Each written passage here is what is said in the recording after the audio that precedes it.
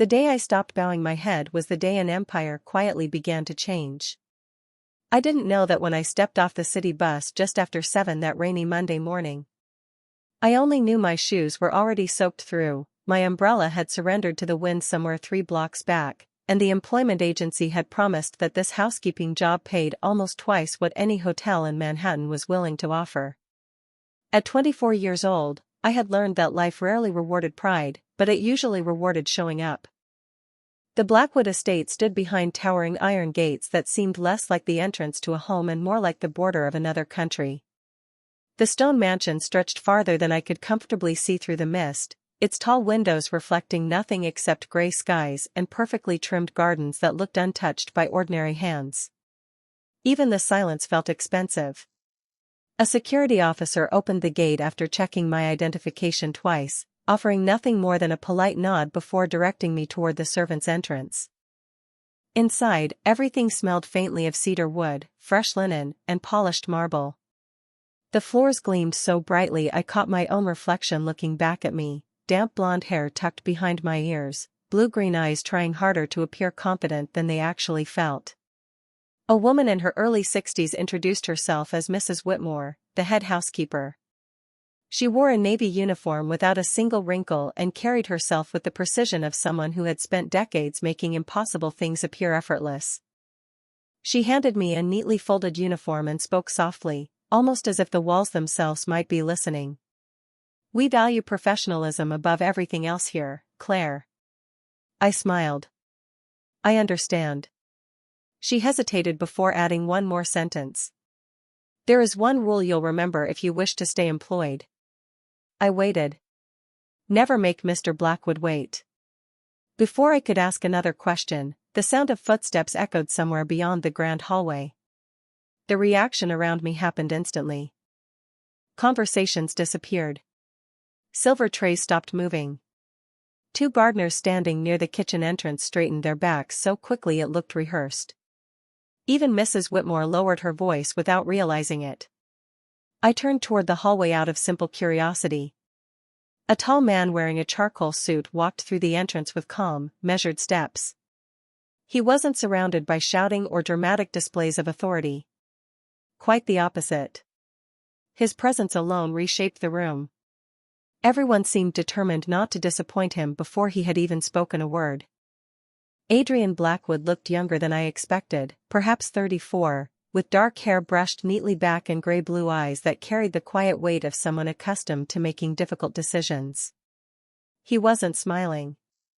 He wasn't frowning either. He simply observed everything. Every polished table. Every employee. Every tiny detail most people would never notice. For one brief moment, his eyes met mine. I realized everyone else had lowered their gaze. Mine hadn't moved. Not because I was brave. Because no one had warned me that fear could become a habit. Time seemed to pause for a single heartbeat before he continued walking without saying a word. The room slowly breathed again. Someone beside me released an anxious sigh they had apparently been holding the entire time. Mrs. Whitmore looked at me with genuine concern. "Claire," she whispered carefully, "next time, lower your eyes." I glanced back toward the hallway where Adrian had disappeared beyond a pair of enormous wooden doors. Somehow the largest house I had ever entered suddenly felt smaller than the apartment I had left behind. And although I couldn't explain why, I had the unmistakable feeling that my first day inside Blackwood Estate had already changed something neither of us fully understood. The rest of my morning passed in a blur of polished silver, folded towels, and whispered instructions that sounded less like training and more like survival. Every employee seemed to measure their words before speaking, careful not to let their voices travel beyond the room they occupied. Nobody laughed too loudly. Nobody lingered in the hallways. Even the clocks appeared to tick more quietly inside Blackwood Estate. Mrs. Whitmore assigned me to the East Wing, explaining that the guest suites had to remain spotless regardless of whether anyone was staying there. I worked methodically, grateful that cleaning had always given me a strange sense of peace. Dust did not argue. Linen did not judge. A room only asked for patience, And patience was something life had forced me to develop long before I ever stepped inside this mansion. As I finished arranging fresh white lilies on an antique table, another housekeeper named Emily leaned closer, lowering her voice until I could barely hear her. "You looked directly at him this morning." I nodded. I did not realize that was unusual. Her eyes widened. "Nobody does that." I frowned. "Why?" She glanced toward the open doorway before answering. "Because people are afraid of disappointing him." That answer stayed with me long after she walked away. Fear was a strange foundation for respect. I had grown up believing the two were different things, even if many people confused them. Shortly before noon, Mrs. Whitmore asked me to deliver a tray with fresh coffee and several documents to the private library. "Knock once," she instructed. "Wait until you are invited inside." I balanced the silver tray carefully and walked through a corridor lined with portraits that seemed to watch every step I took. The library doors stood nearly 12 feet tall, carved from dark walnut with remarkable detail. I knocked gently. A calm voice answered almost immediately. "Come in." The room was breathtaking. Floor-to-ceiling bookshelves surrounded a stone fireplace where a quiet fire burned despite the mild weather outside. Sunlight filtered through enormous windows overlooking acres of perfectly maintained gardens. Adrian Blackwood stood beside a massive desk covered with neatly organized files instead of the clutter I expected from someone running such an enormous business. He looked up briefly before returning his attention to the papers in front of him. "Leave it there," he said evenly. I placed the tray exactly where Mrs. Whitmore had instructed and turned to leave. Then I noticed one sheet of paper drifting from the edge of the desk. It floated silently onto the hardwood floor before sliding beneath a nearby chair. Adrian continued reading another document without noticing. I hesitated for only a second before kneeling to retrieve it. "Sir," I said softly, offering the page back to him. His eyes lifted from the report. This time they remained on me longer than they had that morning. There was no irritation in his expression. Only curiosity. He accepted the paper with a slight nod. "Thank you." I smiled politely. "You are welcome." Instead of dismissing me immediately, he asked, "How long have you worked here?" "About 4 hours." The corner of his mouth moved almost imperceptibly, not quite becoming a smile. "And already breaking traditions." I blinked. "I was only returning something that belonged to you." Silence settled comfortably between us. It was not awkward. It was thoughtful. Finally he spoke again. Most people would have pretended they never saw it. I looked around the quiet library before meeting his eyes once more. Maybe they thought the paper mattered less than staying invisible. For the first time, Adrian leaned back in his chair, studying me as though I had become an unexpected question without an obvious answer. I excused myself and walked toward the door, feeling his gaze follow me until it quietly closed behind me. When I returned to the hallway, Mrs. Whitmore hurried over with visible concern. "What happened in there?" she asked. "Nothing," I answered honestly. But as I glanced back at the closed library doors, I realized something had happened after all. I simply did not know yet whether it was the beginning of my biggest mistake or the first crack in walls that had stood untouched for years. By the end of my first week, I realized that Blackwood Estate did not operate on written rules. There were no employee handbooks explaining what mattered most. Instead, every lesson arrived through silence, hesitation, and the expressions people wore before they spoke. I noticed that no one ever entered Adrian Blackwood's office unless they had been summoned. No one asked personal questions. No one lingered after finishing a task. Even simple conversations stopped the moment his footsteps echoed through the halls. It fascinated me more than it frightened me. Power was obvious. Fear was understandable. But this felt different. It felt like an entire household had forgotten how to breathe naturally. One rainy afternoon, Mrs. Whitmore assigned me to organize the West Corridor, a section rarely used except during formal gatherings. The hallway displayed priceless paintings, polished bronze sculptures, and enormous crystal chandeliers that reflected soft afternoon light across the marble floor.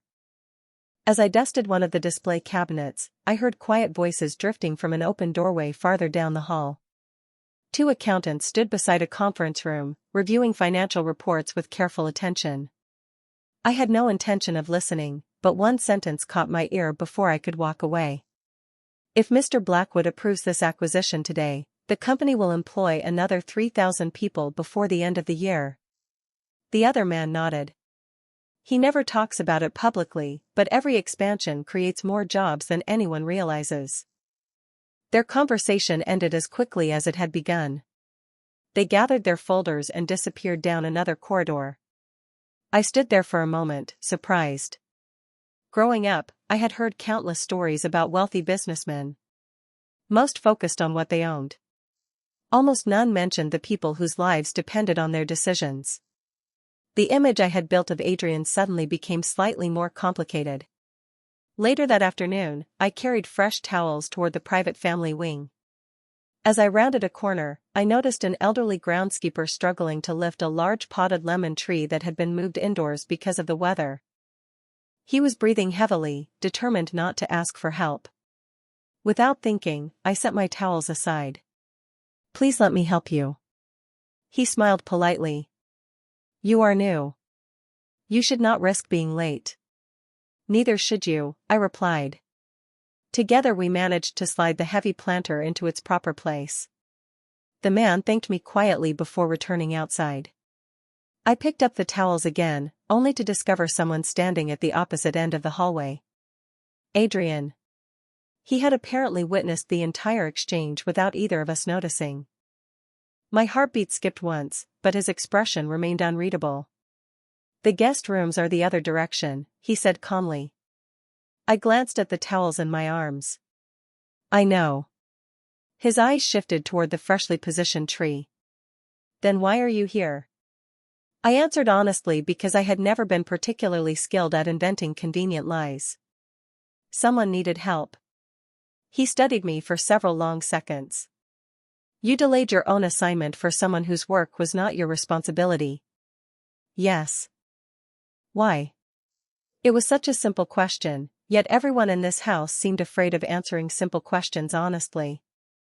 I refused to become one of them. "Because someday I might need help too." His gaze lingered on my face before drifting toward the elderly groundskeeper now trimming rose bushes outside the window. Something almost imperceptible softened in his eyes before disappearing again behind perfect composure. "Finish your work, Miss Bennet." "Of course, sir." As I continued down the hallway, I could not shake the feeling that Adrian had expected a different answer. Perhaps everyone else inside Blackwood Estate had spent years trying to impress the man who owned the mansion. I had done nothing except tell him the truth. Somehow, that seemed to unsettle him far more than anything rehearsed ever could. The following Friday began like every other morning inside Blackwood Estate, quiet enough that the sound of fresh coffee being poured echoed through the kitchen. Outside, sunlight washed across the gardens after 3 days of rain, making every leaf sparkle beneath the early light. I was polishing crystal glasses beside Emily when the front doors opened. Several executives entered with leather portfolios tucked beneath their arms, speaking in low voices as they disappeared toward the conference room. Mrs. Whitmore immediately shifted the household into perfect rhythm. Every tablecloth was adjusted by less than an inch. Every flower arrangement was inspected again. Every employee moved with careful precision. Around 11 o'clock, I carried fresh water to the conference room while the meeting continued behind closed doors. As I returned to the service hallway, I noticed Mr. Harris, the elderly groundskeeper I had helped earlier that week, standing near the indoor greenhouse with his shoulders slumped. He was staring at the floor, twisting his weathered cap between his hands. Before I could ask if he was all right, Adrian walked into the hallway with 2 members of his management team. His calm expression revealed nothing, yet everyone nearby instinctively stepped aside. Mr. Harris straightened immediately. "Sir," he said quietly. Adrian looked toward the greenhouse where several decorative orchids stood along the windows. One of the rare imported plants had wilted beyond recovery after receiving the wrong fertilizer. Its leaves had turned brown despite every attempt to save it. Adrian spoke without raising his voice. How long have those orchids been under your care? Nearly 12 years, sir. And this one? Mr. Harris lowered his eyes. The mistake was mine. Silence settled over the hallway. Nobody moved. Nobody even pretended to continue working. Adrian finally spoke again. I value honesty. Mr. Harris nodded slowly. Thank you, sir. But I also value responsibility. I believe it is time for you to retire. The old man's shoulders dropped slightly. There was no argument. No excuse. Only quiet acceptance from someone who had spent years caring for grounds that now felt like part of his own family. My chest tightened before I could stop myself. 12 years. One mistake. I knew it was not my place to interfere. Every instinct told me to stay silent like everyone else. Yet watching Mr. Harris quietly accept the loss of everything familiar reminded me too much of my own father, who had once lost a job after decades of loyal work because one younger manager decided experience no longer mattered. The memory reached my heart before caution reached my mind. Sir? The single word escaped before I could reconsider. Every head turned toward me. Emily looked horrified. Mrs. Whitmore closed her eyes for the briefest second. Adrian shifted his attention from Mr. Harris to me. Yes, Miss Bennet? His voice remained calm. Respectful, even. That somehow made speaking even harder. I swallowed carefully. May I say something? Several endless seconds passed before he answered. Go ahead. I looked at Mr. Harris first, then back at Adrian. A flower can be replaced. 12 years of loyalty cannot. The hallway became perfectly still. I continued before fear could interrupt. If someone spends more than a decade protecting this home, perhaps one mistake should not be the only thing remembered. Nobody breathed. Even the grandfather clock at the end of the corridor seemed impossibly loud. Adrian held my gaze without blinking. I could not read his expression. There was no anger. No approval. Only deep concentration, as though he were weighing something much larger than the conversation itself. Finally he looked back toward Mr. Harris. Then toward the dying orchid beside the window. For the first time since I had entered Blackwood Estate, I realized that everyone in this house believed they already knew exactly how Adrian Blackwood would respond. I was no longer certain that even Adrian himself knew the answer. No one spoke. The silence stretched so long that I began wondering whether I had just ended my employment before finishing my second week. My heartbeat pounded loudly enough that I was certain everyone could hear it. Adrian Blackwood remained perfectly still, his attention resting somewhere between the wilted orchid and the elderly groundskeeper standing beside it. Then, without changing the calm expression on his face, he asked a question that surprised everyone in the hallway. Mr. Harris, how many seasons have you cared for these gardens? The old man looked up cautiously. 12 years, sir. Every spring, every summer, every fall, and every winter. Adrian nodded once. And before this orchid, how many imported plants have you lost? Mr. Harris seemed confused by the question. None, sir. Another quiet pause followed. Adrian looked toward the management team beside him. Replace the orchid. One executive blinked. Sir? Adrian repeated himself with the same measured tone. Replace the orchid. Then he turned back to Mr. Harris. You will remain in your position. However, beginning next month, you will train 2 younger gardeners. Knowledge that takes 12 years to build should not disappear because of one mistake. Relief swept across the hallway so quietly that it sounded like everyone breathing again at the same time. Mr. Harris's tired eyes filled with gratitude. He removed his cap and held it against his chest. Thank you, sir. I will not disappoint you. Adrian gave a slight nod before walking away with the executives, leaving behind a hallway full of people too stunned to speak. Mrs. Whitmore looked at me as though she had witnessed something impossible. Emily hurried beside me the moment Adrian disappeared around the corner. "Do you understand what just happened?" she whispered. I shook my head honestly. "Not really. He never changes a decision once he makes it." She lowered her voice even further. "Never." The rest of the day felt strangely different. Employees who had barely acknowledged me before now greeted me with cautious smiles. Mr. Harris stopped me outside the greenhouse before heading home. His rough hands still carried traces of soil beneath the fingernails despite repeated washing. "Miss Bennet," he said softly, "I wanted to thank you." I smiled. "You earned that second chance yourself." He shook his head. "Maybe. But sometimes people need someone willing to remind others what they already know." His words stayed with me long after he walked away carrying his gardening hat beneath one arm. Late that evening, as the mansion settled into its usual quiet rhythm, Mrs. Whitmore asked me to deliver fresh tea to the library once again. This time I knocked with more confidence. Adrian invited me inside without looking up from the open file resting on his desk. I placed the tray beside him exactly as before. "Anything else, sir?" I asked. Instead of dismissing me, he closed the folder and folded his hands together. "Miss Bennet." "Yes, sir?" "Why did you speak for Mr. Harris?" The question came without accusation or praise. It sounded like genuine curiosity. I thought carefully before answering. "Because I did not think anyone else would." His gray-blue eyes remained fixed on mine. "You barely know him." "That is true." "Then why risk your own position?" I looked toward the rain beginning to tap gently against the library windows. "Kindness should not depend on how long we have known someone." The room became still again. Adrian leaned back slowly, studying me with the same thoughtful expression I had begun recognizing over the past several days. It was not the look of a man judging an employee. It was the look of someone trying to solve a puzzle that refused to fit the rules he had always trusted. Finally he spoke almost to himself. "Interesting." I was not certain whether he meant me, my answer, or something much deeper that neither of us could yet explain.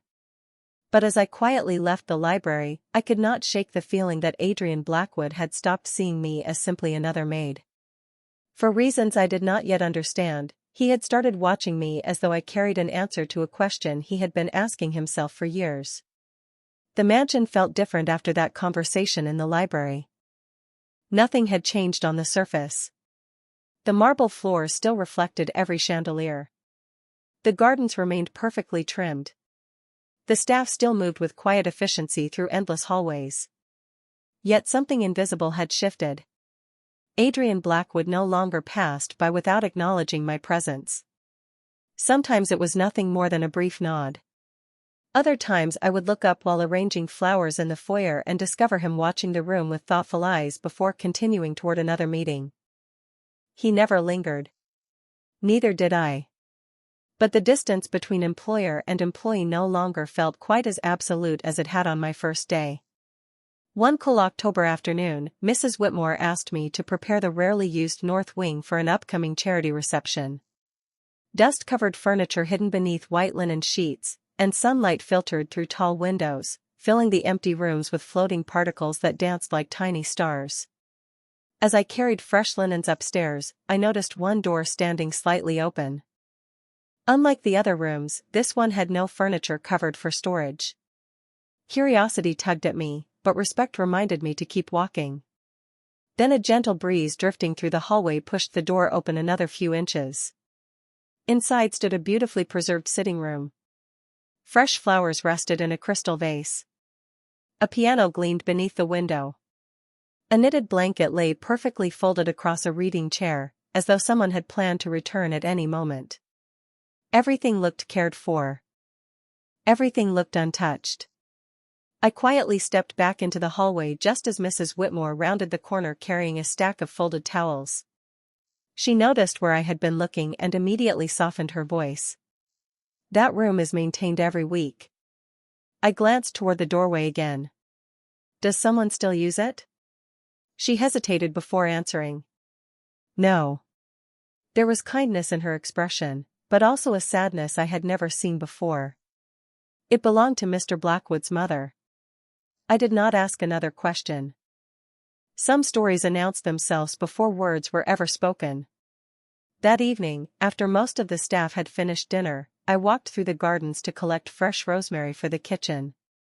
The air smelled of autumn leaves and cool earth. Near the greenhouse stood a wooden bench overlooking a small pond where golden leaves floated quietly across the water. Someone was already sitting there. Adrian. He was not reading reports or speaking on the phone. He simply watched the pond as twilight settled across the estate. I considered turning back, but he noticed me first. Miss Bennet. Good evening, sir. He gestured toward the basket in my hand. Working late? I smiled. Fresh herbs always seem to grow better after rain. He looked toward the greenhouse with the faintest hint of amusement. Mr. Harris would agree with you. We stood in comfortable silence for several moments. Finally, I spoke without thinking too much about it. Your mother must have loved this place. He turned toward me slowly. There was surprise in his eyes, but not annoyance. Why would you think that? I glanced toward the pond. Because no one keeps a room perfect for someone they have forgotten. His gaze drifted across the water. The evening breeze stirred the surface into gentle ripples. When he finally answered, his voice carried a quiet honesty I had never heard before.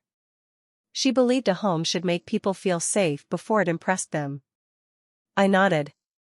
She sounds wise. A faint smile appeared and disappeared almost instantly. She usually was. It lasted only a few seconds, but those few seconds changed something inside my understanding of Adrian Blackwood. Until then I had only seen the man everyone feared, respected, and obeyed. Sitting beside the quiet pond beneath fading October light, I caught a glimpse of the son who still carried his mother's words long after the world believed only an empire remained. For the first time, I realized the loneliest room inside Blackwood Estate had never been hidden behind a locked door. It had been quietly carried within the man who owned it. The following week arrived with an unusual energy that even someone as new as I was could feel. Luxury sedans rolled through the front gates from early morning until well past noon. Men and women wearing tailored suits carried briefcases into the conference wing while security staff quietly doubled their usual patrols around the estate. Nobody explained why. They never did. Blackwood Estate functioned on a simple principle. If you needed to know something, someone would tell you. If they did not, your questions would only make the room quieter. I spent most of the afternoon preparing refreshments for a series of private meetings. Fresh coffee, sparkling water, and trays of pastries disappeared almost as quickly as we delivered them. Shortly after 3 o'clock, Mrs. Whitmore handed me another tray. The West Conference Room, she said. Leave it outside if the meeting has already started. I nodded and made my way through the familiar hallway. As I approached the heavy walnut doors, I noticed they were not completely closed. A narrow strip of light spilled into the corridor. I slowed my steps, intending only to place the tray beside the entrance and walk away. Before I could set it down, I heard Adrian's calm voice from inside. Someone has been sharing confidential information. Another voice answered, lower and tense. We have reviewed every report twice. Adrian replied without raising his voice. Then review the people instead. The word settled heavily in the quiet hallway. My hand tightened slightly around the silver tray. I knew I should leave immediately. This conversation was clearly none of my business. As I carefully stepped backward, my sleeve brushed against a decorative brass candle holder resting on a nearby console table. It wobbled gently before I caught it with both hands just in time. The tiny sound was barely noticeable, yet the conference room felt completely silent. My heart seemed to stop. The door opened a moment later. One of Adrian's senior executives stood there, his expression cautious. He looked at the tray in my hands before glancing toward Adrian inside the room. She is one of the housekeepers, he said quietly. Adrian looked directly at me. There was no anger in his face. Only careful observation. Miss Bennet, he said. Did you hear anything? Every instinct urged me to apologize, to explain, to defend myself. Instead, I chose the truth. Only enough to know I should not have been standing here. The executive exchanged a quick glance with another colleague, as though waiting for instructions. Adrian remained silent for several long seconds. Then he surprised everyone. Bring the refreshments inside. I carefully carried the tray into the conference room. Maps, financial reports, and presentation folders covered the polished oak table. Several executives watched me with unmistakable suspicion, but Adrian simply thanked me as I placed fresh coffee beside him. I turned to leave without looking at the documents. Before I reached the door, Adrian spoke again. Miss Bennet. I stopped. Yes, sir? What you heard remains in this room. I met his eyes without hesitation.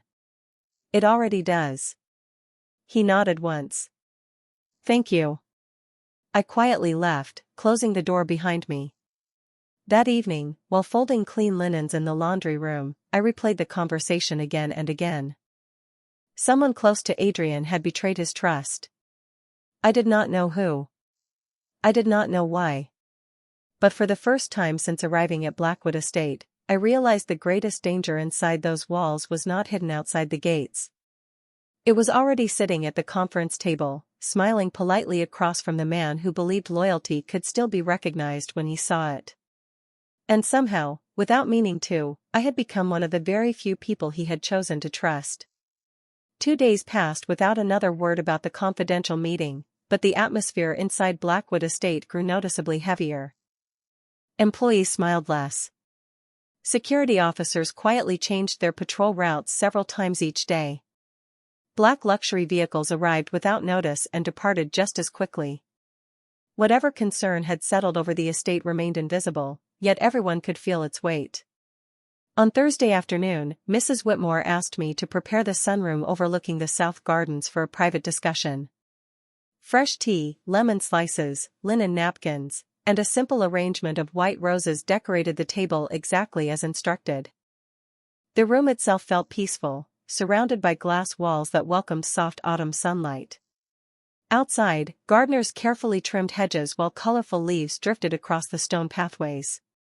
It seemed impossible that anything troubling could exist inside such quiet beauty. I had just finished arranging the chairs when I noticed a catering assistant I had never seen before carrying another serving tray toward the room. Something about him immediately caught my attention.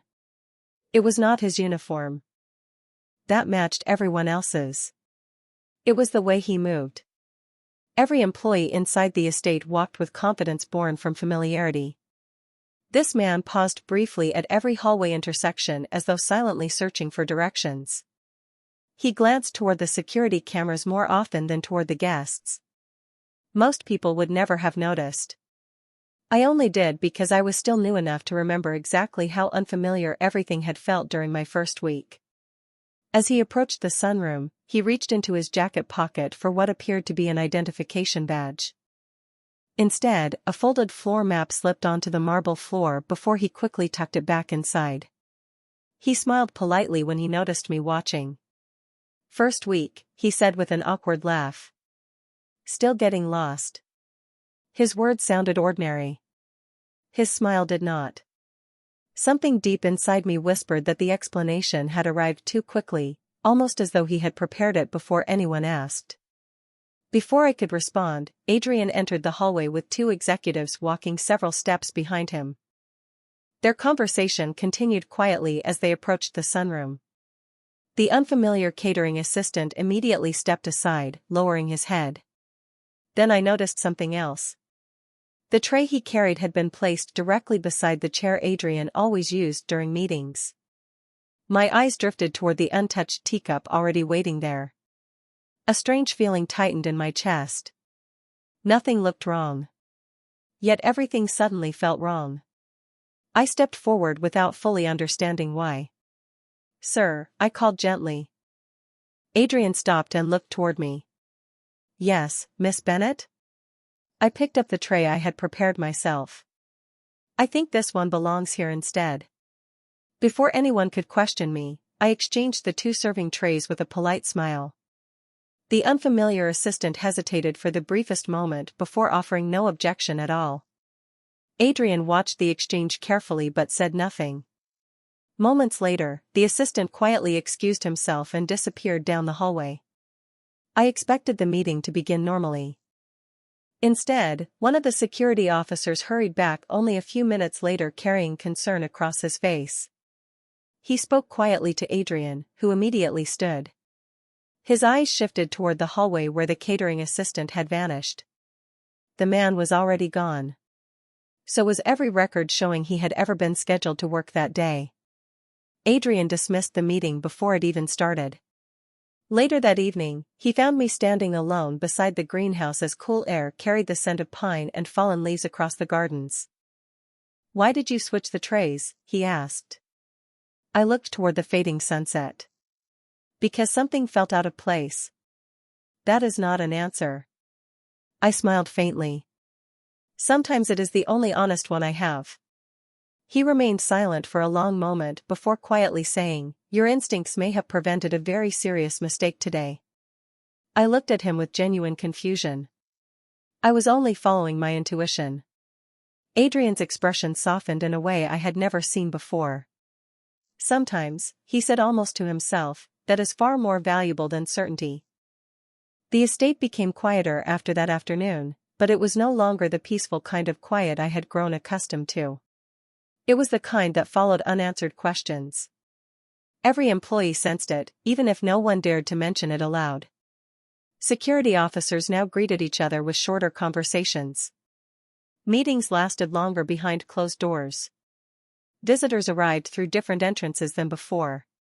Life continued as always, yet every familiar routine seemed to carry an invisible layer of caution. I tried to focus on my own work. Floors still needed polishing. Guest rooms still needed fresh linens. Flowers still had to be replaced every morning before sunrise. I reminded myself that I had accepted a housekeeping position, not a place inside whatever complicated world surrounded Adrian Blackwood. The reminder became harder to believe each day. Late one afternoon, Mrs. Whitmore asked me to bring several inventory reports to Adrian's office. When I knocked, his calm voice invited me inside. The large windows overlooked the gardens glowing beneath the golden light of early evening. He stood beside the fireplace instead of behind his desk, reading through several folders with the same careful concentration I had come to recognize. I placed the reports neatly on the desk and prepared to leave. "Miss Bennet." I stopped. "Yes, sir?" He closed the folder in his hands. "Please sit for a moment." I hesitated, surprised by the request. Employees did not usually sit in Adrian Blackwood's office. Seeing my uncertainty, he gestured toward the chair across from him. "That was not a test." I sat carefully, folding my hands in my lap. He remained standing for another moment before taking the chair opposite mine. "I have been thinking about the events of the past several weeks," he said. "You have shown unusual judgment more than once." I smiled politely. "I simply try to do what feels right." "That is precisely what makes it unusual." His answer lingered between us. Then he opened a drawer and removed a small envelope. He placed it gently on the desk. "This is a salary adjustment." I looked at the envelope but did not reach for it. "Sir? You have taken responsibilities beyond your original position. It is appropriate that your compensation reflects that." I appreciated the generosity, but something inside me hesitated. "May I ask a question?" "Of course." "Is this because I clean well, or because you expect me to become someone else?" Adrian leaned back slightly. "Explain." I took a slow breath. "I accepted this job because I wanted honest work. I do not want people to believe kindness has a price tag attached to it." His gray-blue eyes rested quietly on mine. "You believe accepting this would change your reasons?" I nodded once. "I would rather earn more because my work improves, not because I happen to be in the right place during difficult moments." Silence settled across the office. Outside, a gentle breeze stirred the branches of the old maple trees. Finally, Adrian slid the envelope back into the drawer without the slightest sign of offense. Instead, he surprised me again. No one has ever refused additional compensation from me. I smiled softly. There is a first time for everything. For the first time since I had met him, Adrian laughed. It was quiet, genuine, and unexpectedly warm, lasting only a second before composure returned. You continue to challenge assumptions I have carried for years, Miss Bennet. I stood, preparing to leave. Before reaching the door, I turned back one last time. Money can buy comfort, sir. He waited. But it cannot buy the reason someone chooses to stay. I quietly closed the office door behind me. Alone inside the fading light of the library, Adrian remained seated without opening another file. For the first time since arriving at Blackwood Estate, I realized he was no longer trying to understand my decisions. He had quietly begun measuring his own against them. The next Monday began with a cold wind sweeping across the estate, carrying bright red maple leaves through the front courtyard like tiny pieces of drifting fire. Autumn had settled comfortably over Blackwood Estate, painting every garden path in warm shades of gold and amber. I had barely finished arranging fresh flowers in the main foyer when Mrs. Whitmore hurried toward me with an expression I had never seen before. It was not fear. It was cautious surprise. "Mr. Blackwood would like you to prepare the west dining room for lunch," she said. "Only one guest is expected." I nodded. "Who is the guest?" She paused for a moment. "You." I stared at her, convinced I had misunderstood. There must be some mistake. There is not. She handed me a simple cream-colored dress instead of my housekeeping uniform. "He specifically requested that you join him after your morning duties." By noon the long dining table had been replaced with a smaller one beside the windows overlooking the rose gardens. Sunlight spilled across polished wood while soft piano music drifted quietly through hidden speakers. The setting felt elegant without trying to impress. Adrian was already standing beside the window when I entered. He looked toward me with the same calm expression I had come to recognize. "Thank you for coming, Miss Bennet."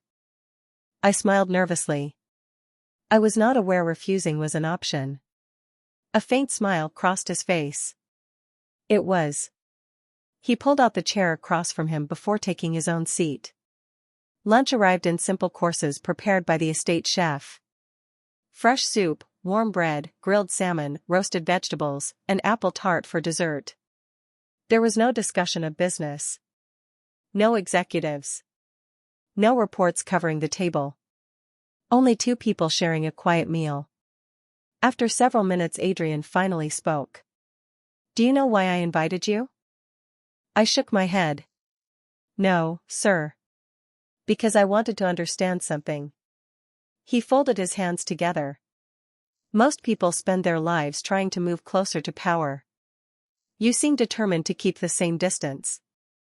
I looked out toward the gardens where Mr. Harris carefully trimmed white roses beneath the afternoon sun. "Power is not something I have ever chased." "Why?"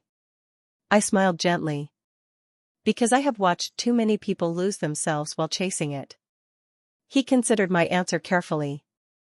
"And yet you are not intimidated by it." I laughed quietly. "That is different." He leaned forward slightly. "How?" I met his eyes. "Respect should be given to character before position." Silence settled comfortably between us again. Adrian slowly nodded as though repeating my words in his own mind. "Tomorrow morning," he said, "I am scheduled to terminate a partnership that has existed for nearly 15 years. I listened without interrupting. "The recommendation came from my advisors." "Do you agree with them?" I asked. He hesitated for the first time since I had known him. "Until recently, I believed I did." He stood and walked toward the window overlooking the gardens. "Now I find myself asking a different question." I joined him near the glass. "Which question?"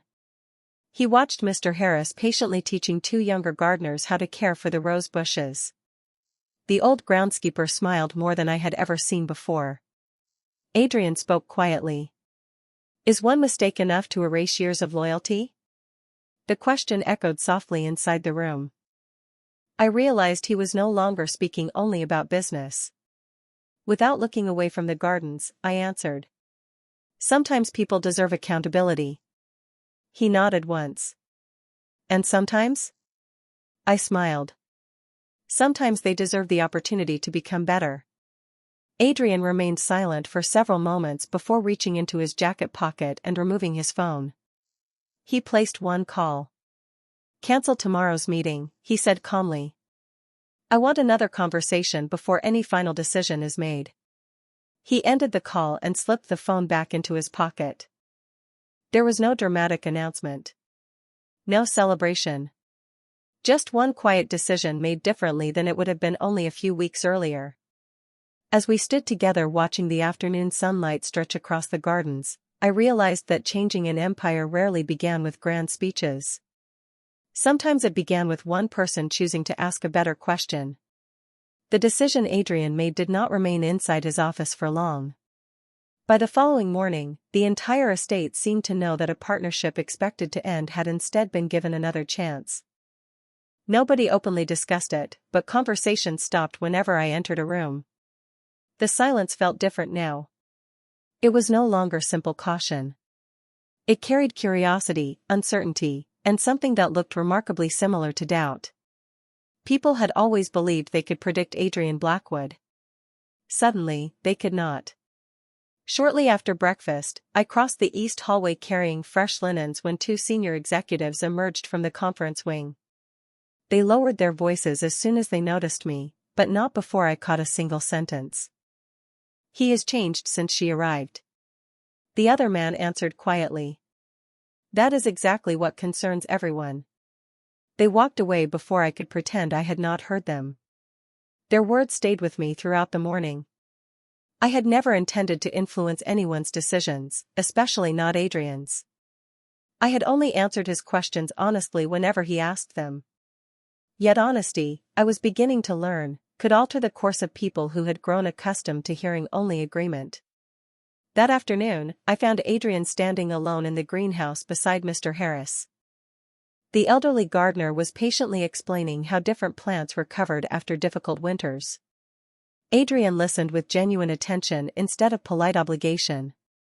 When Mr. Harris excused himself to gather new seedlings, Adrian remained quietly studying the rows of green leaves stretching beneath the glass ceiling. You look troubled, he said without turning around as I entered carrying a basket of fresh watering cans. I smiled faintly. Do I? More than usual. I set the basket down carefully. May I ask you something? He nodded. Always. I took a slow breath. Are people unhappy because of me? He looked at me for a long moment before answering. Why would you believe that? Because they think your decisions are changing. His expression remained thoughtful. They are. The answer surprised me more than I expected. Then perhaps I should leave. The words escaped quietly, yet the moment they reached the air, I realized they had already become real inside my heart. Adrian frowned for the first time in weeks. Leave? If my presence creates division, then perhaps the simplest solution is for me to return to my old life. The greenhouse fell silent except for the gentle sound of water dripping from hanging ferns.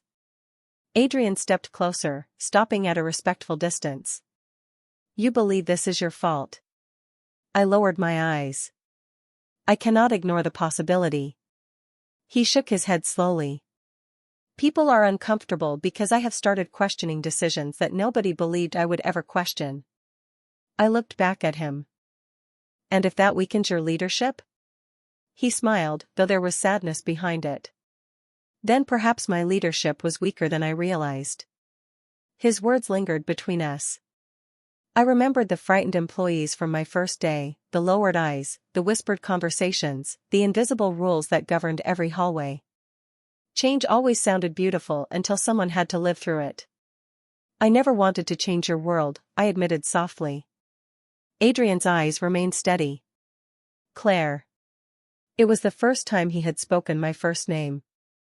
You did not change my world. He glanced around the greenhouse where new seedlings pushed through dark soil beside older trees whose roots had grown deep over many years. You reminded me that I still had a choice in the kind of man I wanted to become. I felt emotion tighten quietly inside my chest, but another thought refused to disappear. If the people closest to Adrian had begun questioning him because of me, then staying might cost him more than either of us could yet see. And as I walked back through the autumn gardens beneath a sky turning slowly gray, I realized that caring about someone sometimes meant wondering whether loving their future required quietly removing yourself from it. I woke before sunrise on the first Monday of November, long before the kitchen lights came on or the gardeners stepped into the frost-covered lawns. The estate was unusually quiet, wrapped in the soft blue light that appeared just before dawn. I stood alone in my small room, looking at the neatly folded housekeeping uniform resting on the chair beside my suitcase. I had packed only what I had brought with me a few months earlier. Somehow the suitcase felt heavier than it had on the day I arrived. Perhaps because I was no longer carrying only clothes. I was carrying memories that refused to fit inside any suitcase.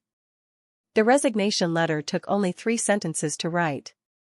I thanked Mrs. Whitmore for her kindness, expressed my gratitude for the opportunity, and apologized for leaving with such little notice. I did not mention Adrian. Some names are too important to place inside farewell letters. Before anyone else arrived, I placed the envelope neatly on Mrs. Whitmore's desk and quietly began my final morning of work. I polished the library shelves one last time. I replaced the white lilies in the entrance hall exactly as I had done every Monday. I folded fresh blankets across the reading chair in the room that had once belonged to Adrian's mother. Somehow those ordinary tasks felt more meaningful because I knew they were my last. As I stepped into the hallway carrying an empty flower basket, I heard footsteps behind me. Claire. I stopped immediately. It was only the second time Adrian had spoken my first name. I turned slowly. He stood at the end of the corridor holding my resignation letter. His expression was calm, but his eyes carried a sadness that words could not disguise. Is this because of what people have been saying? He asked quietly. I nodded. Partly. Then they are wrong. I smiled gently. They are not entirely wrong. He walked closer until only a respectful distance remained between us. You are leaving because you believe it will help me. I believe your people need confidence more than they need uncertainty. He looked down at the folded letter before speaking again. And what do you need? The question caught me completely unprepared. I searched for an answer that sounded reasonable. Instead, I found only the truth. I need to know that I did not become the reason your world began falling apart. Adrian remained silent for several long moments. Sunlight slowly filled the hallway through the tall windows, washing the marble floor with warm golden light. Finally he looked back at me. Claire, my world did not begin falling apart when you arrived. His voice remained steady. It began changing. I felt my eyes grow warm, but I refused to let tears answer for me. Sometimes change comes with a cost. He nodded once. It does. I took a careful breath before lifting my small suitcase. Then perhaps this is mine. Neither of us moved. Neither of us tried to fill the silence with unnecessary words. When I finally reached the front entrance, Mrs. Whitmore embraced me warmly, Emily cried openly, and Mr. Harris placed a small packet of flower seeds into my hand. Plant these wherever life takes you, he whispered. I thanked each of them before stepping outside. As the front gate slowly opened, I glanced back one final time. Adrian was standing alone at the library window overlooking the driveway. He did not raise his hand. He did not ask me to stay. He simply watched until the taxi disappeared beyond the gates. And as the estate faded into the distance behind me, I realized that the hardest choice in life is rarely walking away from someone you care about. It is walking away because you believe it might be the only way to protect what they are still trying to become. 3 months passed before I saw the Blackwood estate again. Winter had settled over the countryside, covering the gardens with a thin blanket of snow that softened every familiar path. During those months I returned to ordinary life, renting a small apartment above a neighborhood bakery and working at a local community center where every face carried a different story and every day reminded me that kindness never required a grand address. I tried not to wonder what had become of Adrian. Some questions deserved time more than answers. Then one quiet December afternoon, Mrs. Whitmore appeared outside the community center carrying the same graceful composure she had always possessed. She smiled the moment our eyes met. "I hoped I would find you here." I welcomed her inside, surprised and genuinely happy to see her. After a warm cup of coffee, she reached into her handbag and handed me a folded invitation. "Mr. Blackwood asked me to deliver this personally." I looked at the elegant envelope but did not open it immediately. "How is everyone?" Her smile grew brighter. "Better than you might imagine." She explained that Adrian had spent the past several months transforming more than anyone believed possible. Long-standing business practices had been reorganized. The partnership he had chosen to preserve had become one of the company's strongest relationships. New employee education programs had been introduced. Veteran workers were now mentoring younger staff instead of quietly disappearing into retirement. The atmosphere inside the estate had changed as well. People still respected Adrian, but they no longer lowered their eyes every time he entered a room. They greeted him. Sometimes they even smiled. "He says a home should make people feel safe before it impresses them," Mrs. Whitmore added softly. I recognized the words immediately. They had belonged to his mother. Now they belonged to him as well. A week later I returned to the estate for the annual holiday gathering. The front gates opened exactly as they had on my first day, yet everything beyond them somehow felt warmer. Laughter drifted from the great hall. Children of employees decorated a towering Christmas tree while Mr. Harris patiently showed them how to plant evergreen seedlings that would grow for future winters. Emily waved excitedly the moment she saw me. Nothing felt forced. Nothing felt rehearsed. It simply felt alive. I stepped into the library almost without thinking. Adrian stood beside the window overlooking the snow-covered gardens. He turned as I entered, and for a moment neither of us spoke. The silence between us no longer carried uncertainty. It carried understanding. "Welcome back, Claire," he said quietly. I smiled. "This place feels different." He looked around the room before answering. "It is." We walked together toward the window where snowflakes drifted slowly beneath the evening sky. "Mrs. Whitmore told me about the changes," I said. He nodded. "An empire built only on authority becomes very quiet." His eyes met mine. "I wanted to build something that people would choose to believe in instead." I smiled with quiet pride. "You did not need me to teach you that." He shook his head gently. "Perhaps not." Then, after a thoughtful pause, he added, "But I needed someone to remind me that I still had the choice."